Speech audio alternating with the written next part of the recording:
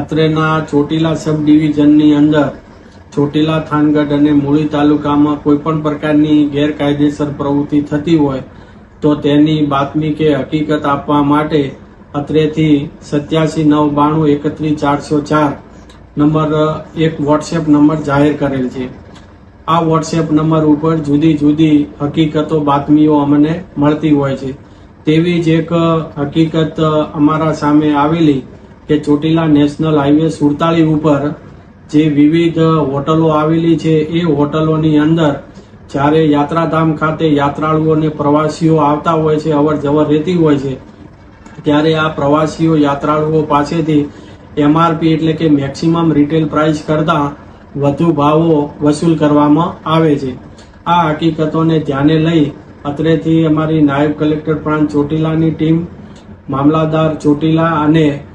જિલ્લા લેવલેથી તોલમાપ ખાતાના અધિકારીઓની સંયુક્ત ટીમો બનાવી અને જે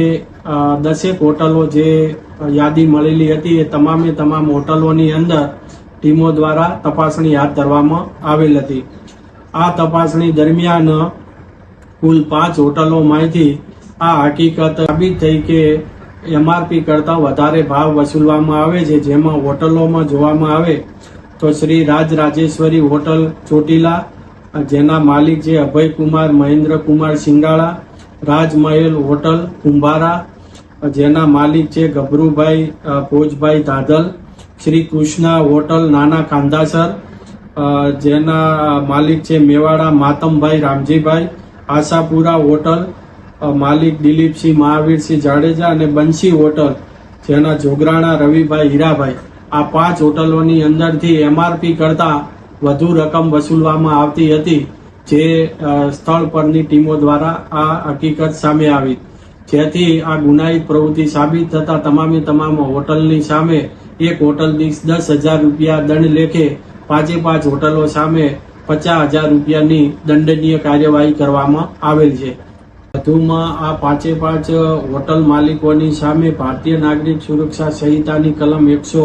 129 મુજબ સારા વર્તન અંગેની જામીનગીરી લેવાની પણ કાર્યવાહી હાથ ધરવામાં આવેલ છે। અને જો આ હોટલના માલિકો દ્વારા ફરીવાર જો આવી કોઈ પ્રવૃત્તિ અમારા ધ્યાને કે આ જે નંબર જાહેર કરેલો છે તેના પર હકીકતો સામે આવશે તો આ હોટલને સીલ મારી અને આગળની અન્ય કાયદેસરની કાર્યવાહી હાથ ધરવામાં આવશે।